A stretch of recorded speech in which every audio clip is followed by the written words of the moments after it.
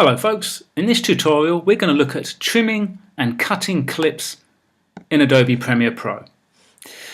So we've loaded up a clip in the source monitor here, and as we can see, if we take our time marker to the end, this clip is currently running at just over 11 seconds.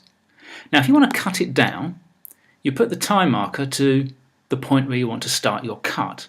So in this case I'm going to put it to about 3 seconds.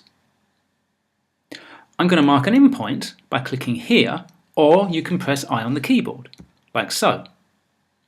That means that this portion of the clip has now been cut out. I'm going to take the time marker and move it to here, and I'm going to go to mark out, or you can press O on the keyboard. This now means that this portion here and this portion here has now been cut out. It's now this portion that's been left. I'm going to grab it and pull it down into the timeline like so. There are other methods, of course, for trimming clips. I'm going to now delete the in and out points I made earlier by doing a right click here and going to clear in and out. So the clip is now back to its normal 11-second duration. I'm going to grab it and pull it down into the timeline like so.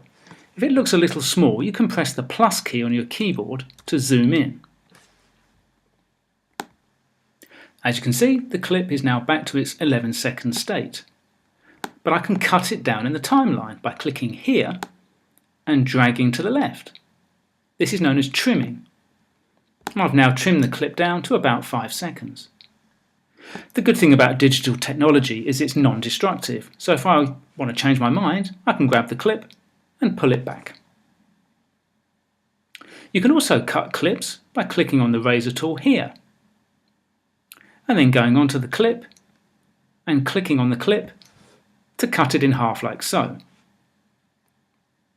Go back on your selection tool and you can then separate the clip and move it around. You can even delete the portion you want to. Again, if you want to change your mind, you can grab the end of the clip and pull it back like so.